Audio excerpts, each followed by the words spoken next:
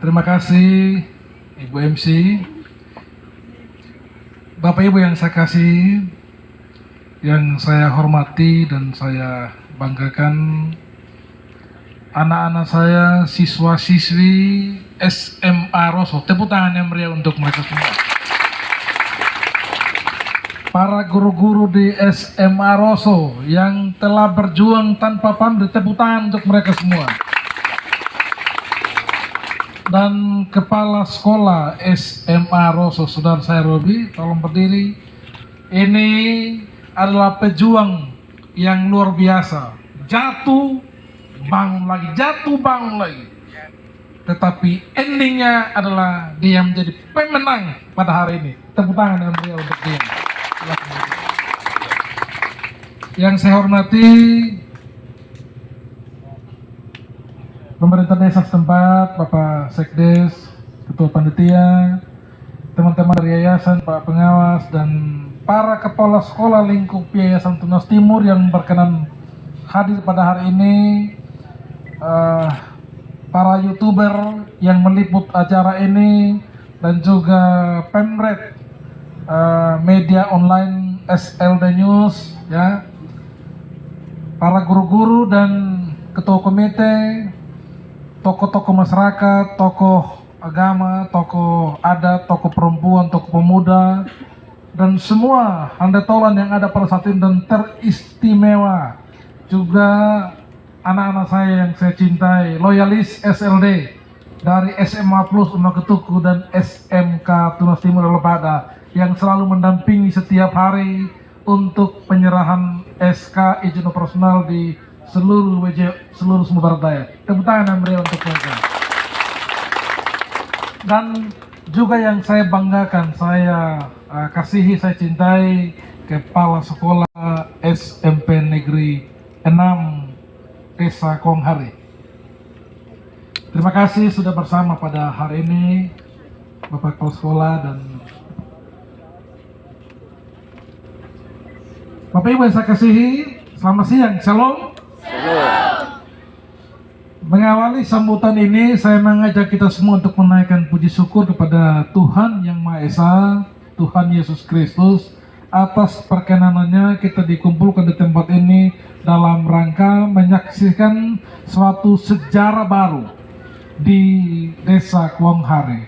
Lahirnya SMA Roso bukan secara kebetulan. SMA Roso itulah ada dalam grand design surga. Sebelum Indonesia merdeka, sesudah merdeka, zaman reformasi, sampai pada zaman milenial ini, baru pertama kali resminya satu SMA di Desa Konghari, Kecamatan Kode. Tepuk tangan yang meriah untuk desa ini, ya. Bahwa diusulkan dari tahun ke tahun untuk melalui musrenbang desa, kecamatan, kabupaten, provinsi, sering. Tetapi implementasinya baru kali ini diwujud nyatakan melalui pemberian legal standing yang baru kita saksikan bersama-sama beberapa waktu yang silam. Bapak Ibu yang saya kasihi, Undang-Undang Dasar Negara 45, ya, 1945 telah menjelaskan salah satunya adalah mencerdaskan kehidupan bangsa. Dan Undang-Undang Dasar 1945 juga mengatakan di sana, negara harus menghormati, melindungi, dan memenuhi hak-hak dasar masyarakatnya, termasuk hak tentang pendidikan dan hak tentang lapangan kerja. Guru yang bekerja adalah mestinya negara membiayai, ya, mempekerjakan. Dan anak-anak yang bersekolah mestinya kontribusi negara, negara harus hadir di sana. Tapi menyadari berbagai macam tantangan yang dihadapi, menyadari berbagai macam kesulitan, bahwa memang negara tidak bisa kuat kalau berjalan sendiri. Dibutuhkan yang namanya 3 tungku, yaitu pemerintah, kedua masyarakat, dan yang ketiga swasta.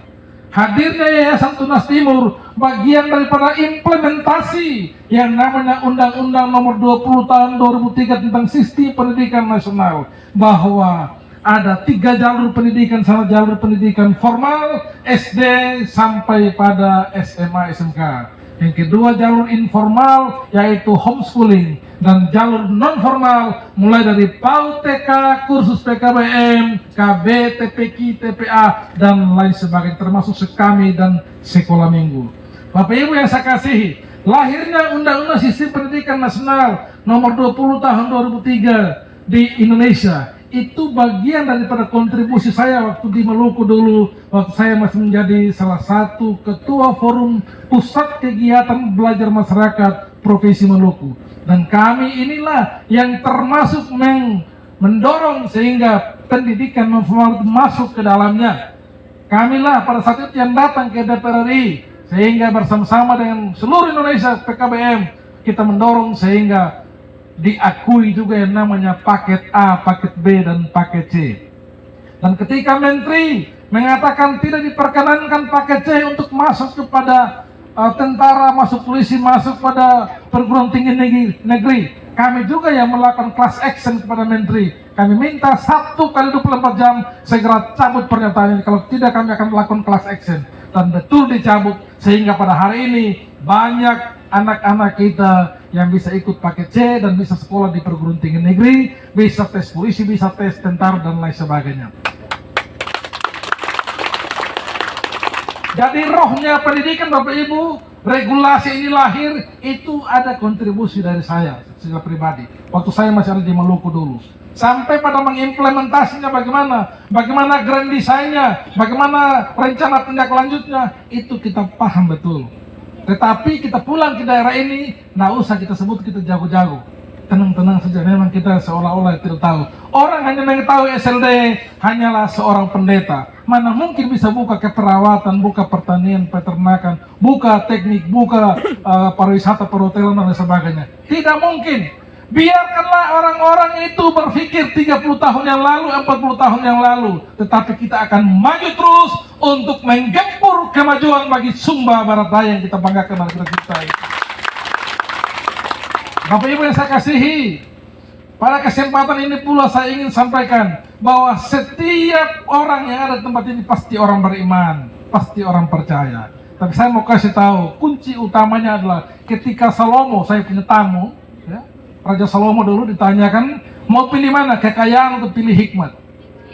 Dia bilang, saya tidak pilih kekayaan, tapi saya pilih hikmat.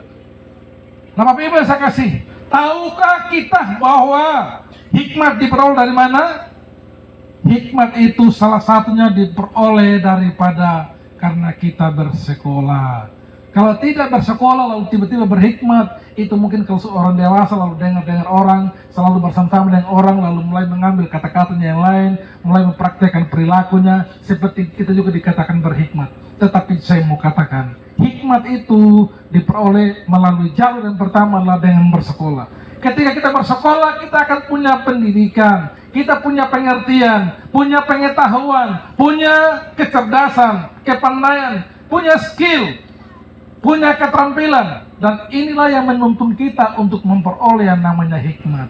Hikmat itu apa? Membedakan yang jahat dan membedakan yang baik. Menjadi orang jujur dan menjadi orang yang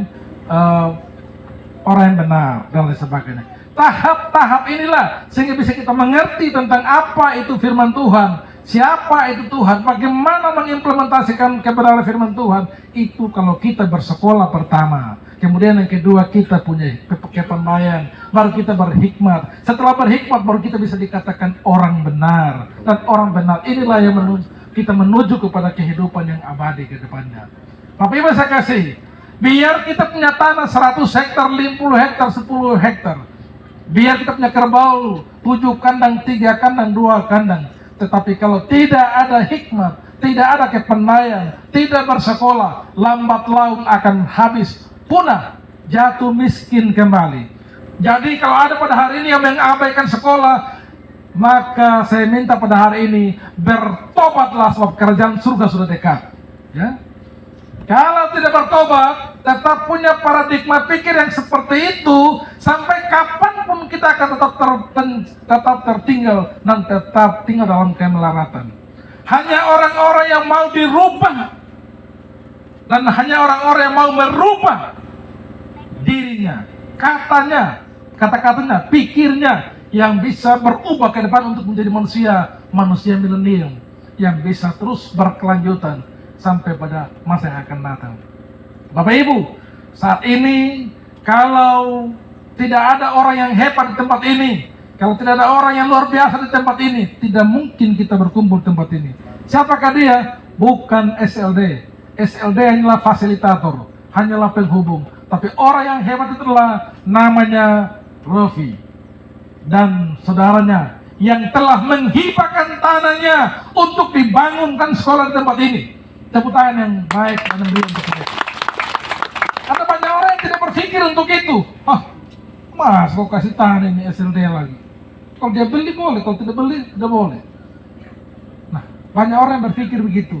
Tetapi hanya orang-orang yang tulus hatinya, hanya orang-orang yang dicerdaskan pikirannya, hanya orang-orang yang punya hati nurani dan yang punya iman untuk menjadi pelaku-pelaku perubahan ke depannya. Bapak Ibu yang saya kasihi, di momentum ini saya mengajak kita semua untuk betul-betul memperhatikan tentang perubahan itu sendiri. Ya, saudara lihat dinosaurus tidak adalah binatang yang besar dan tidak mau berubah, dan pada akhirnya dia akan punah. Ya, dia akan punah. Orang-orang di sini yang tidak pernah berubah dan tetap tinggal dalam paradigma yang lama, dia akan punah pada waktunya. Artinya mungkin tidak punah secara fisik, tetapi akan dipunahkan. Tetapi kalau mau berubah, kalau mau untuk merubah cara berpikirnya, tutur kata dan tindak tanduknya, kita akan menjadi orang-orang milenial ke depan. Kita menjadi orang-orang yang sustainable, berkelanjutan ke depannya. Amin? Amin. Dan saya datang ke tempat ini, saya tanpa pandang bulu, tanpa berpikir panjang dan lebar lagi. Untuk sebuah perubahan, saya akan hadir.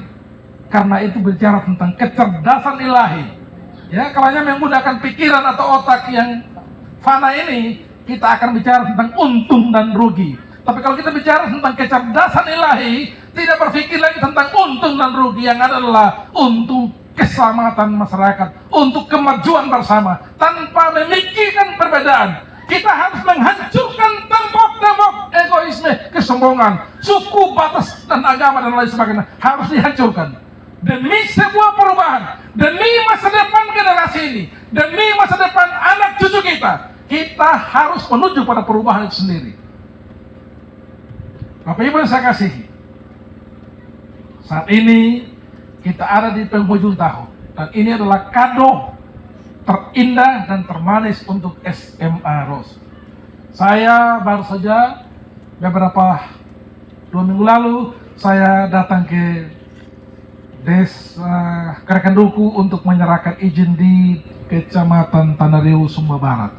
Kemudian beberapa hari terakhir minggu ini saya tuntaskan untuk beberapa sekolah yang ada di Sumber Daya, mulai dari di Desa Uka di Wija Selatan, kemudian kemarin di Desa Denduka, ya, di Ede, ya, karena saya tahu ini peperangan terus terjadi, perampokan terus terjadi, orang kok di Belagar pergi di, orang kok di Bengeru pergi di lewat jalur Ede, itu pasti ada bermasalah, bahkan sampai pembunuhan. Maka cara untuk merubah ini tidak bisa dengan kita datang, kita sosialisasi pada hari ini akan berhenti besok, nggak bisa. Harus pendidikan, setuju? Setuju. Harus dengan pendidikan, kita harus tanamkan, artikan, aplikasikan tentang pendidikan itu pada mereka. 1 tahun, 2 tahun, 3 tahun, 5 tahun, 10 tahun, baru ada yang namanya perubahan. Nggak bisa ada peperangan ini hari, kumpulkan mereka, kita damai sudah. Damai di sini, tapi di hati tidak akan pernah hilang. Tetapi kalau dengan sekolah, orang menjadi mengerti, orang cerdas, orang berpikir tentang masa depan, maka dia akan melakukan hal-hal yang baik. Sehingga dendam itu lambat laun akan turun, ya. Yang ada kasih, mengasihi seorang terhadap yang lain, itu dengan pendidikan. Orang bisa mengerti firman Tuhan, orang bisa melakukan firman Tuhan hanya dengan cara itu. Tapi kalau tanpa dengan cara itu yang adanya dendam, dan dendam. Demikian pula dengan politik. Sekian tahun yang ada dendam politik.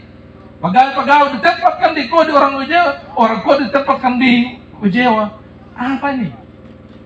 Ini harus dihentikan. Setuju? Setuju Bapak Ibu? Setuju. Kita harus hentikan sehingga yang ada adalah ke depannya harus ada kebersamaan kita. Yang ada bagaimana kita membangun negeri ini dengan harapan yang baru. Apa yang diusung? Yang diusung adalah tentang perubahan. Apa yang dirubah? Mindset. Ya, mindset, cara berpikir kita. Tindak tanduk kita akan ikut ke dalamnya. Perbuatan kita melalui infrastruktur akan ikut ke dalamnya. Tapi kalau mindset tidak pernah dirubah, sulit untuk merubah semuanya. Bapak Ibu, satu orang kalau disuruh berubah, apa yang dirubah? Otaknya yang dirubah. Karena otaknya kalau dirubah, maka dia akan merubah. Kata-katanya yang suka maki, yang suka hina orang, itu akan menurun. Ya, yang suka mencuri, suka merampok akan menurun.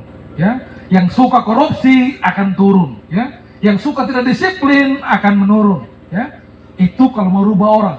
Kalau mau rubah daerah ini, yang dirubah pertama adalah sumber daya manusianya.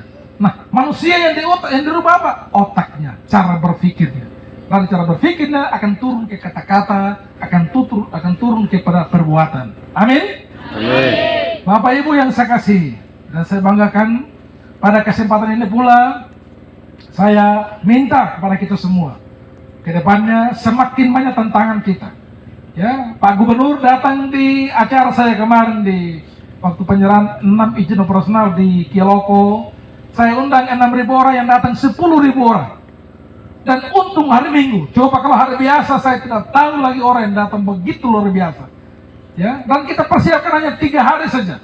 Karena kepastian dari Pak Gubernur baru 3 hari beliau sampaikan hari Minggu tetap di Pak SLD, Pak Pendeta. Sehingga kita persiapkan 3 hari. Kita undang 6.000, datangnya 10.000. Loyalis SLD yang datang dari seluruh desa dan kelurahan di SBD. Bukan hanya di WJW atau Kuwadi saja, atau Loro saja. Seluruh datang dari kampung ke kampung. Dan terima kasih banyak untuk seluruh kepala sekolah, ya, loyalis saya dan para guru-guru yang telah berkontribusi besar untuk acara kemarin.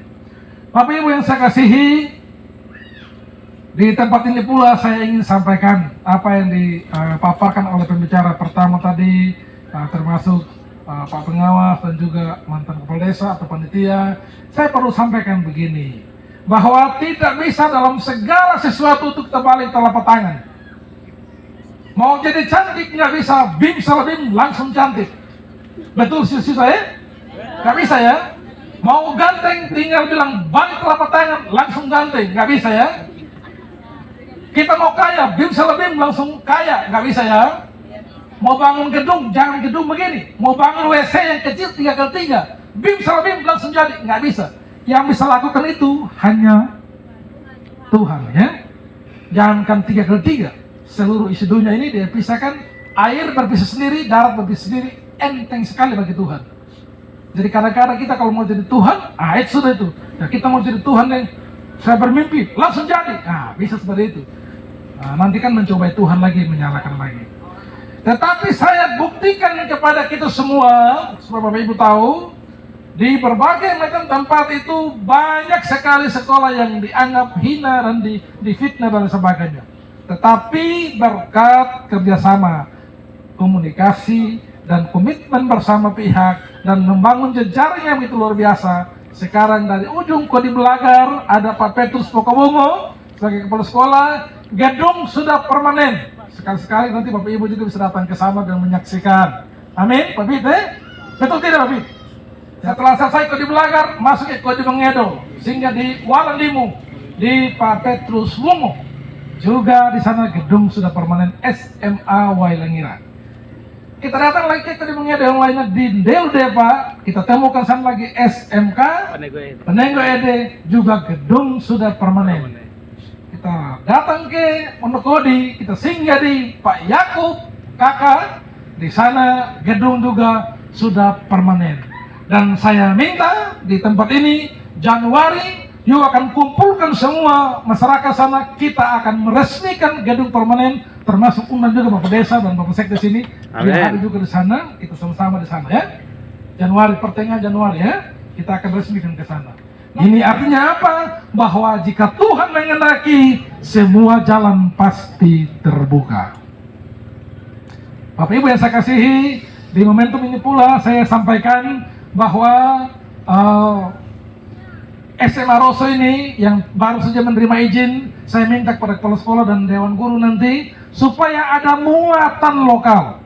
Muatan lokalnya itu yang harus memenuhi persyaratan, sehingga menjawab apa yang disampaikan tadi bahwa daerah pariwisata terbesar di Pulau Sumba justru adanya di seluruh kodi, bukan di Wecewa. Nah, Bapak Ibu saya kasih, kalau seandainya 2025, 2027 tiba-tiba seluruh kodi mekar menjadi kabupaten sendiri, apakah saudara-saudara rela untuk menjadi pengangguran di kampung sendiri? Tentunya kita tidak rela, betul? Karena itu, maka dari sekarang Pak Kepala Sekolah, tolong di jurusan bahasa itu perkuat satu tentang muatan lokalnya, itu bahasa Inggris. Minimal yang berbasis pariwisata untuk menjadi tour guide ke depannya. Sehingga kalau dia terlolos tidak bisa berbahasa Inggris, tidak bisa naik kelas, tidak bisa lulus. Ya, itu dipakai itu. Yang lain matematika 9, yang lain lolos semua, tapi muatan lokalnya kalau terlolos, tidak bisa menjadi lolos. Ya, itu harus sedikit kita paksakan. Ya, kalau tidak, maka kita mungkin akan seperti biasa-biasa saja. Memang saya sampaikan demikian, tetapi nanti saya kembalikan kepada kepala sekolah nanti, karena mau bagaimana nanti ya, beda-beda betul kalau macam masyarakatnya dari SD, SMP sudah bagus, tapi kalau dasarnya lemah, masuk ke bilang bahasa Inggris, lama-lama nanti bukan lagi bicara bahasa Inggris untuk yang what's your name, tapi lama-lama nanti my name, what's your name, dibolak-balik dan akhirnya menjadi orang tidak bisa masuk sekolah di sini lagi, tapi nanti kepala sekolah yang mengatur lah. Tentunya dengan Bapak Kepala Sekolah di samping ini yang mengetahui juga tentang hal itu ya. Bapak Ibu yang saya kasihi, inilah beberapa poin yang saya sampaikan pada kesempatan yang berbahagia ini. Sekali lagi saya ucapkan terima kasih untuk semua yang telah berkontribusi besar pada hari ini, sehingga lahirnya acara pada hari ini bukan karena SLD, tapi semata-mata karena kontribusi Bapak Ibu semua, kepala sekolah, guru-guru, komite siswa dan lain sebagainya. Terima kasih untuk semua apa yang telah dipersembahkan hari ini. Saya percaya jerih payahmu tidak akan sia-sia. Ya, semua air matamu akan ditampung ke dalam kirbatnya Tuhan. Dan Tuhan akan membuat perhitungan untuk semua yang Anda lakukan ke depannya. Sehingga pada saat yang Anda tidak pernah tentukan, Anda tidak pernah tahu, maka berkat itu akan diperintahkan pada orang-orang yang mengasihi dia pada waktu dia tidur pada waktu malam hari.